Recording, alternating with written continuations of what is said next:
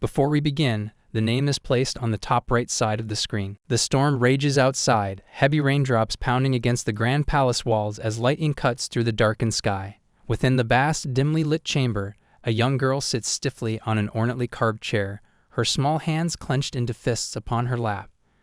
Her delicate features are drawn in irritation. Alice de Levasseur, the only daughter of the King of the Eastern Empire, remains still as the flickering candlelight casts elongated shadows across her face.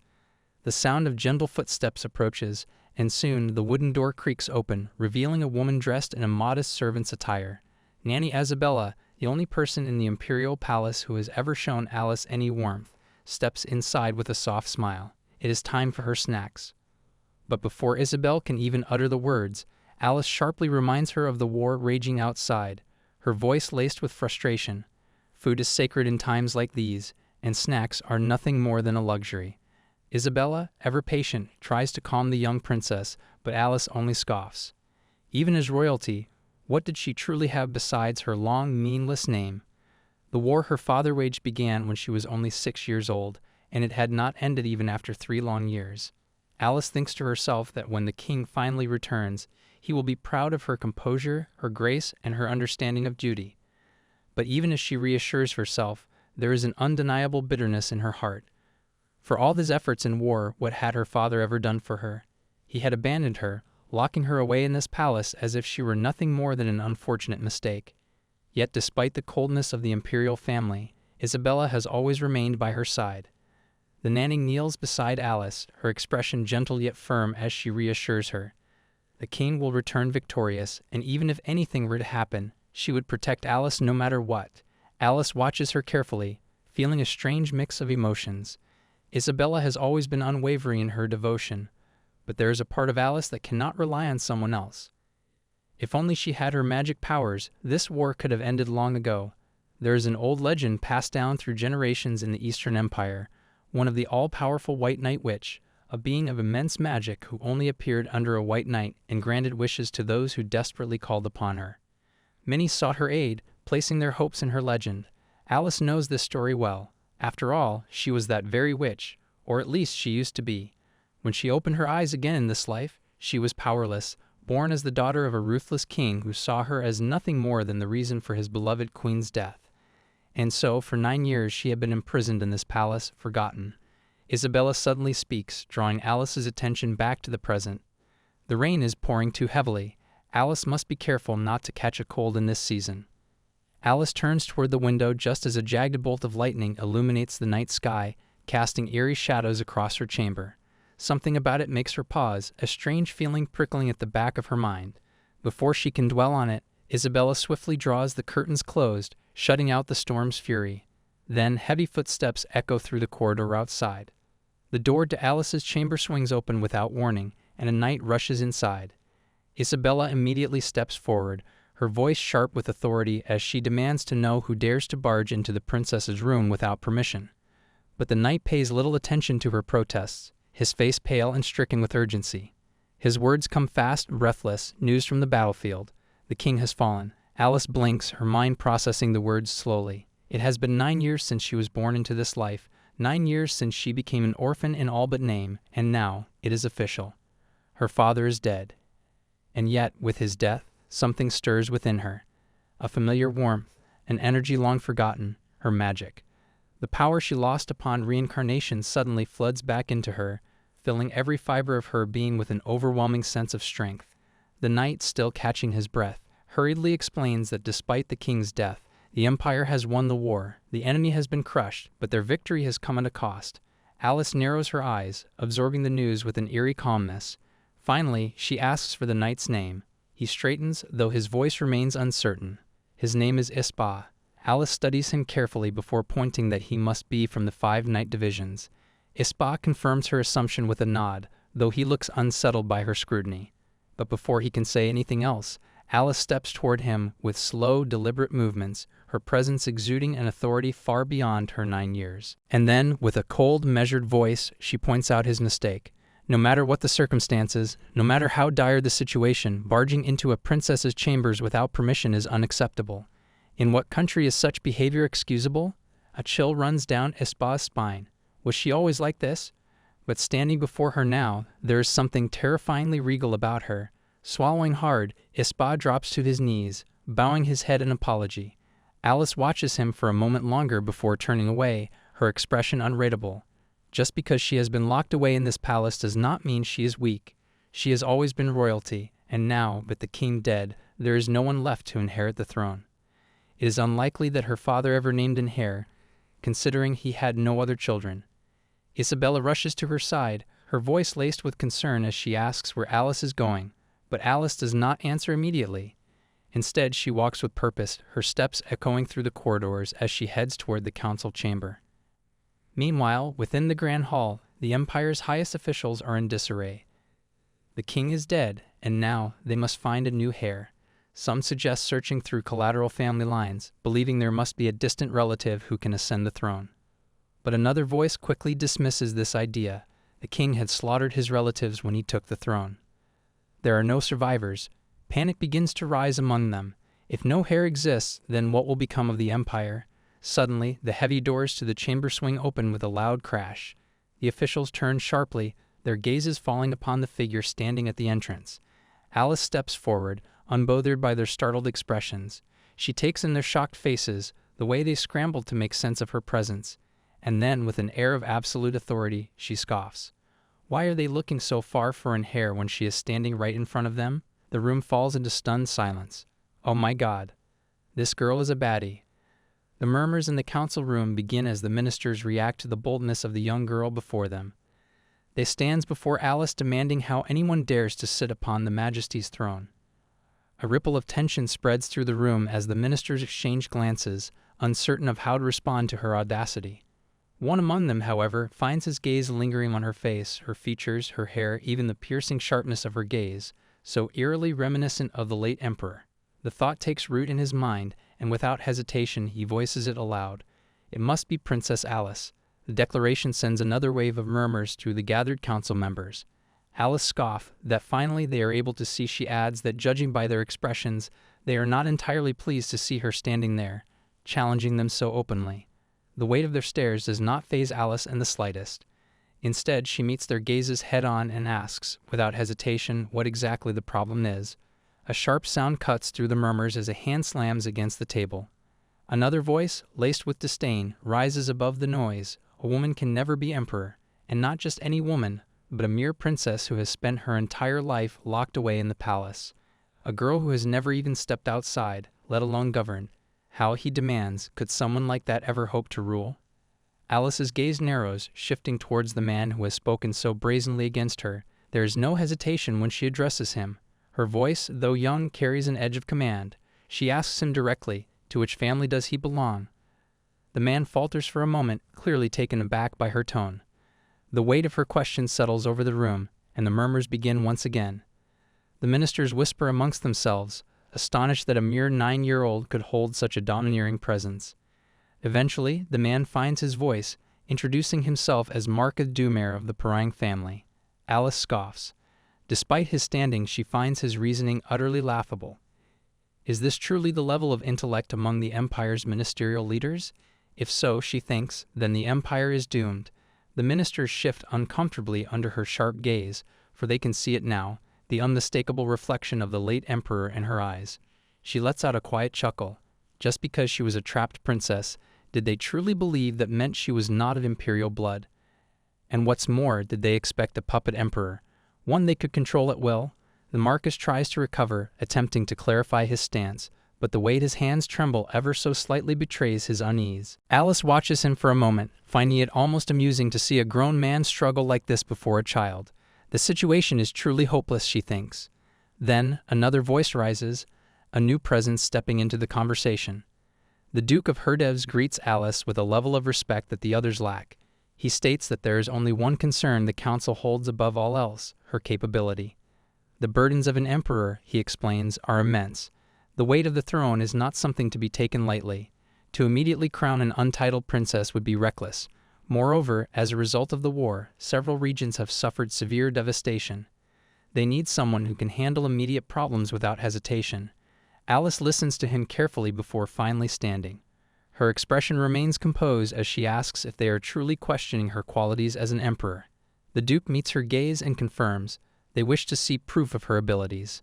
A laugh escapes her lips. This, she tells them, will not be a difficult challenge. Without another word, she raises her hand, and before the eyes of the council, she demonstrates something they have never witnessed before. The air shifts, and in an instant, the Duke himself is lifted off the ground, floating effortlessly in the air. Gasps echo through the chamber as the ministers watch in disbelief. Alice turns to them, her voice unwavering as she tells them that they can see it for themselves now. Let them witness it. Let them report it to others. And just as easily as she lifted him, she teleports the Duke across the room. The shock in the council members' eyes is unmistakable. Teleportation magic, instant, seamless, without the use of any magic circles. It is impossible. They have never seen anything like it before. One of them murmurs in astonishment, recalling that the late emperor was no mage, yet he had reached the level of a sword expert at the same age. The resemblance between Alice and the former emperor grows ever clearer in their minds. But Alice does not stay to entertain their disbelief. She has a greater matter to attend to. At the Eastern Empire's border village, she arrives in an instant, using her teleportation magic to travel there. It has been a long time since she last used her magic, and for a moment, she wonders if there will be any difficulty. But to her surprise, there is none. She had once believed that she lost her mana due to reincarnation, but now she is confused. How did she regain it? The Duke, who has followed her, asks if this is truly the border village. Alice confirms it, telling him that she deliberately chose this place. He hesitates before asking what exactly she plans to do here. She does not answer immediately. Instead, she moves with quiet confidence, picking up the smallest pieces of rubble. And then, with nothing more than a simple wave of her hand, everything changes. Wounds begin to close. Those with injuries heal completely. The broken buildings rise and restore themselves one by one, and the scarce food supply replenishes beyond expectation. There is more than enough for countless people to eat their fill, and still there are leftovers. The villagers are left speechless, eyes wide with disbelief and awe. Even the Duke, who has seen much in his lifetime, finds himself unable to speak. What she has just accomplished should not be possible, and then in the blink of an eye, she disappears once again. Back at the Imperial Palace, the council members confront Alice, demanding to know where she has been. She tells them, without hesitation, that the border area has been restored. The council members are stunned. The war ended only yesterday. How, they ask, could the restoration already be complete? They turn to the Duke for confirmation, and he, still reeling from what he has witnessed, confirms every word. The restoration is complete. He tells them exactly what he saw, how Alice merely raised her hand, and in an instant everything was restored. Alice watches their reactions, unimpressed by their astonishment. To her, this is trivial. If they are making such a fuss over something so simple, then they are not ready for what she will show them next. As she walks, her gaze shifts to Isabella, who seems particularly shaken. But that is understandable. 9 years ago, a princess was born into the empire, a child who should have been welcomed with blessings. Instead, she was met with tragedy, her mother's death, her father's neglect, and the resentment of an empire that never wanted her. Isabella watches Alice carefully, wondering what crime this small body committed to deserve such a fate. She only hopes that Alice never feels truly alone. She has sworn to devote her life to her, to be her family. After 9 years of serving Alice, Isabella believed there was no one who understood her better. And yet, the expression on Alice's face today, this was something she had never seen before. She wonders, had Alice been hiding her power all this time? Alice, sensing her thoughts, reaches for her hand and smiles. But before she can speak, Isabella smiles first. She says, simply, that the weather is too nice today, and as they walk together, smiling, Isabella knows, no matter who Alice truly is, no matter what power she possesses, she will always remain by her side. Alice sits in her office, the weight of her new responsibilities pressing upon her shoulders, but not in a way that troubles her. Since that fateful day, when the course of her life had changed so drastically, everyone had bowed before her. The once desolate palace where she had been pushed aside was now hurriedly being refurbished, its corridors filled with attendants and courtiers who once ignored her presence. Formal royal lessons had begun in earnest, for she had missed years of education meant for those of noble blood. Now she was expected to master every academic subject imaginable: politics, economics, history, warfare, diplomacy. For an ordinary child, it would have been an impossible burden to bear, but for Alice, it was nothing. She absorbed knowledge effortlessly, as though the very concept of struggle was foreign to her. As she reviews a document at her desk, a knock sounds at the door. It is Sedlet. At 17, he had been first appointed as the Emperor's aide, a position of great responsibility, and for 7 long years he had endured the relentless demands of a strict and ill-tempered ruler. Yet despite the difficulties, he had survived without losing his composure or his head. Now standing before Alice, he greets her with the same unwavering professionalism that had seen him through the past years. As she commands, he informs her that the news of the Emperor's death has not yet spread beyond the palace walls. The imperial authority is not yet stabilized, and in such an uncertain time, nothing good can come from the revelation of the Emperor's demise. Trouble would follow if they were careless. The funeral has been postponed for as long as possible, allowing them to control the flow of information.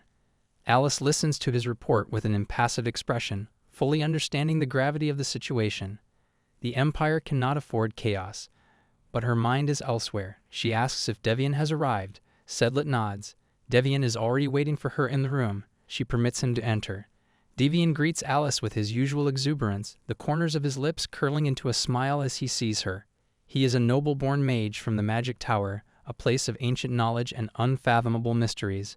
More than that, he is Alice's magic instructor, though he often seems more interested in taking knowledge from her than in imparting it. Today he has arrived early, an unusual occurrence. Alice regards him with curiosity, asking what brings him here at such an hour. Devian, with his characteristic playful tone, feigns offense. How could she say such a thing to him? Is he not always devoted to her studies? He has brought something special today, a magical equation, one that scholars and mages from the Magic Tower have spent years attempting to solve. Yet no one has succeeded. Alice looks at the equation. To her, it is not particularly interesting. She recognizes it for what it is, not a lesson, but a request. Devian does not truly intend to teach her anything. Rather, he seeks her help in solving it. She does not hesitate. With a flick of her fingers, she conjures a flame, and in the next instant, the paper in his hands turns to ash. Devian recoils, his hand instinctively flying to his hair in exasperation. But he is not truly surprised. He knows Alice well, knows her temper, knows that she will not entertain his games unless she chooses to. His frustration, however, is genuine. He had wanted to see her work through the problem, to watch her mind unravel what others could not. Alice watches his reaction with amusement before finally conceding. She tells him to give her another copy. There is no reason to delay. Satisfied, Devian changes the subject. He has heard whispers about the late Emperor's prowess. The man had been a formidable swordsman, one of unparalleled skill, and yet he had still perished in battle. Alice scoffs. What use is talent if it cannot save one's life? But Devian is serious. He explains what his sources have uncovered, that the enemy king had used black magic. During their final confrontation, a massive surge of dark energy had been directed at the Emperor. A great explosion had followed, and in an instant, the Emperor was gone. Not a single trace of him remained. A search party had been dispatched, but they found nothing. In the end, he was declared deceased. No matter how great a warrior he had been, he was still human. If he had taken the full force of such dark magic, there was no chance of survival. Alice listens, her expression unreadable. She murmurs something under her breath, an acknowledgement of the reality of the situation. The chances of his survival are non-existent. Later that night, Isabella helps Alice prepare for bed. But despite her exhaustion, Alice cannot sleep. Restlessness coils within her like a living thing. In the dim light of her room, she reaches for the document lying on her table. She reads through it carefully, her mind absorbing every word. The hours slip by unnoticed. It is far too late for a child to be awake, far too late for someone of her status to wander the corridors alone. But it is also the perfect time for something else. A child wandering at such an hour would be vulnerable. A child wandering at such an hour could be kidnapped. Summoning her power, she vanishes from her chamber. She reappears in a dark alley, the shadows clinging to her like an old friend. The air here is thick with the scent of filth and damp stone. She moves with purpose, her magic guiding her. She has done this before. Soon she finds the place she is looking for. A hidden chamber, a den of stolen children. In the blink of eyes, she gets inside the hidden chamber. The little ones stare at her in wide-eyed wonder. To them, she must seem like an angel descending from the heavens. She whispers in hushed voices, telling them she has come to save them. She commands them to be silent, and then, without hesitation, she begins their rescue. Alice looks around, her sharp gaze scanning the dimly lit chamber. The report had stated that 6 of the children had been kidnapped, but now, as she takes in the frightened faces huddled together in the metal-barred cages, she is certain that there are more than 6. The numbers don't add up. Had they taken more children in the meantime? Had there been others all along, hidden from the eyes of those investigating? A grim thought crosses her mind. Were these children meant to be used as slaves? The idea makes her stomach turn. Without hesitation, she raises a hand, her fingers barely twitching as her magic spreads through the air. A faint, otherworldly glow shimmers around her as the locks on the cages click open one by one. A soft creaking sound fills the room as the doors swing ajar, allowing the captives to step out. But instead of rushing forward, the children remain frozen in place, their wide, terrified eyes fixed on her, as if she were as much a threat as their captors. Before she can question their hesitation, the sharp sound of a locker opening somewhere in the room reaches her ears. She turns swiftly, already anticipating what comes next. The noise alerts one of the men in charge of guarding this wretched place, and his heavy footsteps echo as he rushes toward the source of the disturbance. Confusion flickers across his face the moment he sees the open cages. How? He had locked them himself. There was no way they could have been tampered with, not unless someone had been inside. His gaze shifts wildly across the room, and then, as if finally processing the presence of the figure standing in the middle of it all, his expression darkens in disbelief. How the hell did she get here? Before he can react, Alice flicks her fingers ever so slightly. Chains, ones he can neither see nor break free from, lash around his limbs, binding him in place with an invisible force. His body jerks forward as if something has yanked him, and he crashes onto the ground, struggling against an unseen grip. She turns instead to the children, her tone firm yet calm as she speaks, asking them why they remain still when they now have a chance to escape. The response is not what she expects. The children do not move, do not even dare to step forward. Their fear is not just of their captors, but of her as well. She tilts her head slightly, her curiosity piqued. What was wrong? Why weren't they running? One of the children hesitates before speaking, voice trembling as they confess the truth. They don't know the way home. Alice exhales slowly, but she does not let disappointment show on her face. Instead, she raises a single hand, and with a snap of her fingers, the scene around them shifts. The entire group is transported outside the eerie building that had caged them. As the fresh air fills their lungs, the children blink in disbelief, taking in their new surroundings.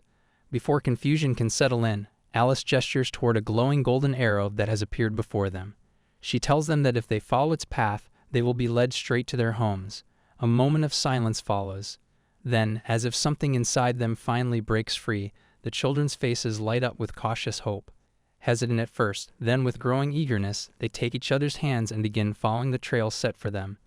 Alice watches as they disappear into the distance, but her mind is far from at ease.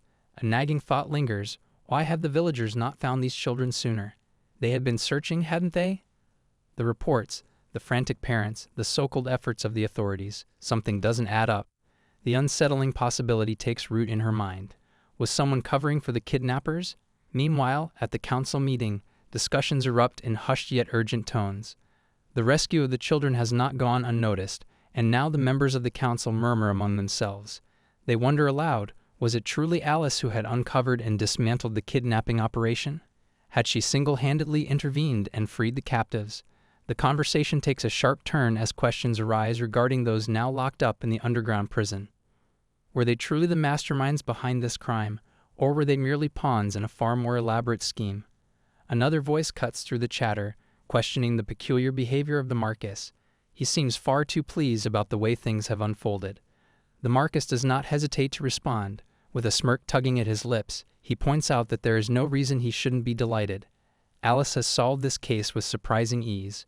But the Duke, ever the skeptic, is less easily satisfied. He shifts in his seat, his sharp eyes narrowing. The county has been unstable ever since the war, he reminds them. There has been tension, unrest, and yet, now, the princess herself has begun personally intervening in these matters. He cannot deny that it is an extraordinary thing, but he questions whether others still believe that Alice must prove her worth. A heavy silence falls over the room. They all know what this means. A new dawn is breaking, and with it the rise of a force they had not anticipated. In the underground prison, Alice stands before the captured kidnappers, her expression unreadable. She demands answers, her voice steady as she asks whether their backer has ties to the illegal slave trade. but the kidnappers feign ignorance. They scoff at her questions, acting as if they have no knowledge of what she is implying. Alice, however, is unimpressed. She takes a single step forward, and the dim light of the prison flickers slightly, as if responding to the force of her presence. Her gaze sharpens, cutting through the facade of lies like a blade. She is asking them personally. This is their last chance. The kidnapper shudders, the weight of her glare pressing into him like an unbearable force. There are many ways to extract the truth, many ways far worse than a simple conversation. A nervous gulp echoes in the cold air, and then, with a trembling voice, one of them finally speaks. Even if they wanted to talk, they couldn't, because the one they serve is someone far worse than death itself. Alice barely has time to process those words before a sudden burst of purple light engulfs the prisoners. A sharp, unnatural energy crackles through the air, forcing her to take a step back. Are they dead? Her eyes narrow as she watches the unfolding scene. No, this is something else, something far more interesting. By the next morning, the bazaar is alive with noise and laughter, the scent of fresh goods and sizzling food filling the air. But Alice is not here to enjoy the festivities. Using her magic to mask her true appearance, she blends seamlessly into the crowd, her youthful disguise allowing her to move unnoticed. Her gaze flickers toward a particular location, a casino. According to the memories she had extracted from the kidnappers, this was where the illegal slave trade was being conducted. Beneath the casino, an underground auction was taking place, hidden from the Empire's watchful eyes. Why go to such great lengths to keep it concealed? She doesn't know the answer yet, but she intends to find out. As she moves toward the entrance, she bumps into a man. A brief flicker of magic brushes against her senses, and her eyes briefly narrow. His aura, it's mixed with something else, an odd, unfamiliar presence. But she lets it go. Her priorities lie elsewhere. At the casino's entrance, guards conduct magical inspections, their techniques laughably weak in her eyes. They will not detect her magic. She has made sure of it. As she watches, she overhears whispers. A man, speaking in hushed tones, mentions that with this ticket, they will finally gain access to the auction. His companion reassures him. It had been difficult to obtain, but now they are in. A golden ticket, is it? With a simple flick of her fingers, she acquires one for herself. Handing it to the manager, she watches as he takes a moment to inspect it, hesitation creeping into his features.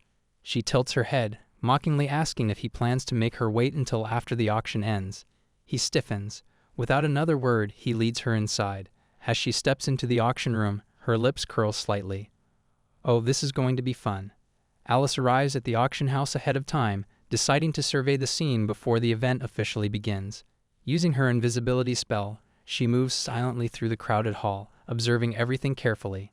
As she looks around, her eyes catch sight of a servant discreetly carrying an item, one that only a ducal family could afford. Alice narrows her gaze.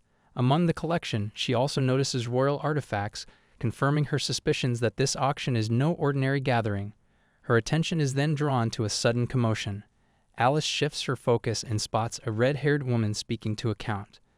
The woman bows her head slightly, explaining that the person responsible for bringing the children has been caught by the Imperial forces.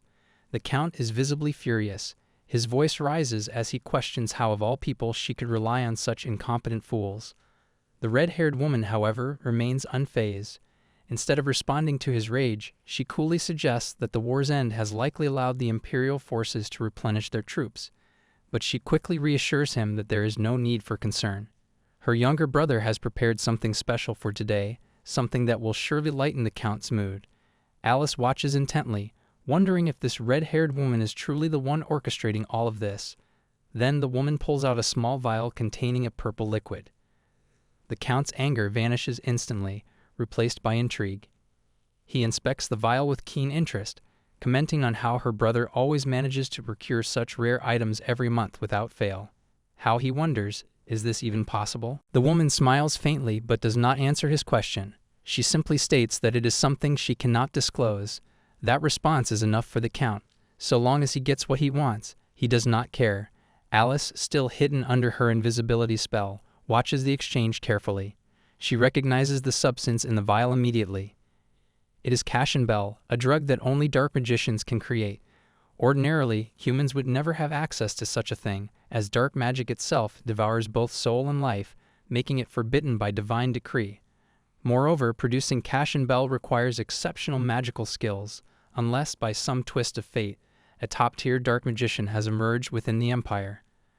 Before Alice can consider the implications further, a loud voice announces the start of the auction. Her gaze shifts toward the stage, where the red-haired woman steps forward to address the audience. The woman introduces herself as Kira and welcomes the esteemed guests. She stands confidently at the center of attention, the host of tonight's event. With a practiced smile, she begins the auction, presenting the first item for bidding. A ruby artifact imbued with divine blessings. Alice's eyes narrow. She knows this artifact. It is the national treasure of the Kingdom of Lorette, a national treasure from a distant sovereign kingdom, placed up for auction as though it were a mere trinket. Alice almost scoffs at the audacity. They must be insane, she thinks. Kira starts the bidding, and the audience eagerly begins placing their offers. But Alice has seen enough. It is time to make her move. Without warning, the auction hall is plunged into darkness. Every single light is extinguished in an instant, causing panic to spread through the crowd. Kira hesitates, confusion flickering across her face. Quickly regaining her composure, she raises her voice to reassure the audience, telling them to remain calm. She insists that there has simply been a technical issue and that the matter will be resolved shortly. She urges everyone to stay seated and wait. But before she can finish speaking, Alice makes her entrance. In the blink of an eye, she appears on the stage. Her presence commands immediate attention. The audience, still engulfed in darkness, feels an eerie shift in the air. Then Alice's voice rings out clear and unwavering. For a small kingdom's national treasure to be stolen and placed in an auction, she muses, they must be truly bold. Kira flinches at the sound of the voice, her gaze snapping toward Alice. She demands to know who she is. Alice merely scoffs. Who else could she be? Without waiting for a response, she produces an official decree, a notice from the Imperial Palace. She declares that she is here to capture illegal auctioneers. Panic erupts. The mere mention of the Imperial Palace sends waves of fear through the audience. Some attempt to flee, desperate to escape, but Alice is already one step ahead. She raises her hand, casting a binding spell that seals off the exits.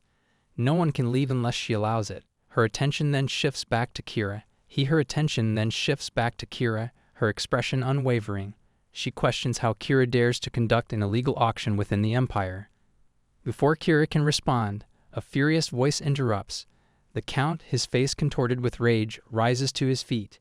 He glares at Alice and shouts that she is nothing but a mere child, an impostor pretending to be affiliated with the Imperial Palace just to sabotage the auction. His voice drips with disdain as he demands to know who had the audacity to bring her here to ruin his business. His arrogance does not amuse Alice. The Count sneers, claiming that if she truly believes she can invoke the Imperial family's name, she must not be aware that the Emperor is dead. Alice's expression remains unreadable. Then she lets out a soft, almost amused chuckle. She remarks that it is rather bold of him to speak so carelessly of the Imperial family. How odd, she muses, that someone of his standing does not seem to fear the consequences of such treasonous words. The Count scoffs at her, dismissing her statement entirely.